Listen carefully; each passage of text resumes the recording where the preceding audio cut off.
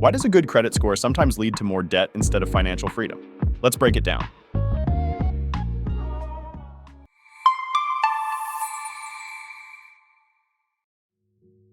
Welcome. Every day, I break down personal finance questions asked on Stack Exchange, highlight the community's best answers, and sprinkle in some actionable takeaways. If you're into learning a little more about money each day, make sure to subscribe to the channel. Now let's dig into today's question and see what we learn. Today we're exploring a common question. Why doesn't a credit score stop Americans from accruing more debt? Here's the original question as it was posted to Stack Exchange. I'm going to scroll through it quickly so you can see the whole question, but feel free to pause the video if you want more time to read it. Don't worry. After this, I'll walk you through the key points of the question so you get the big picture.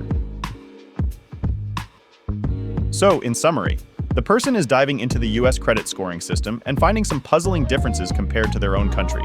They're surprised to learn that having no credit history in the US can actually work against you, whereas back home, it's viewed as a positive. What's really baffling is how Americans can rack up debt that sometimes exceeds their annual income and still qualify for more loans. In their country, borrowing is much more restricted by existing debt levels. They're curious about how Americans manage to keep good credit scores even with high debt, which seems to allow them to borrow even more. Here's the top-rated answer from the community on Stack Exchange. I'll scroll through it quickly so you can see the full answer. Feel free to pause the video if you want more time to read it. Don't worry, I'll highlight the key points of this answer in just a few moments. One response points out that credit scores predict risk by analyzing past behavior, not by measuring debt levels. Lenders use these scores with other factors, like the debt-to-income ratio, to make loan decisions. Interestingly, a person can have a high credit score with little debt or a low score with lots of debt.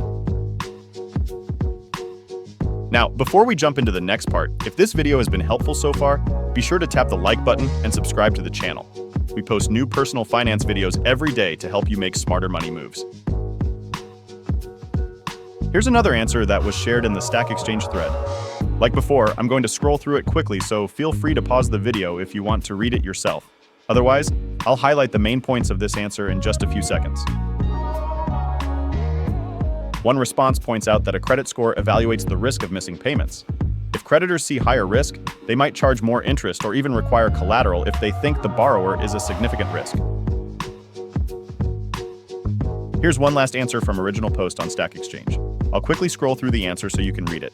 Feel free to pause the video if you need more time. And just like before, I'll be highlighting the main points of this answer for you in just a few seconds. One response points out that medical debt is a big problem in the US, causing 2/3 of bankruptcies. A serious illness like cancer can add up to $100,000 in debt, but getting life-saving care is prioritized over worrying about debt, regardless of credit scores.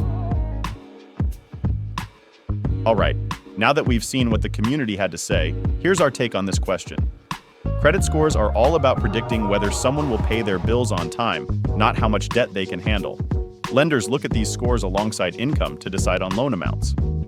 Without a credit history in the US, getting a loan can be tough, but using a credit card wisely helps.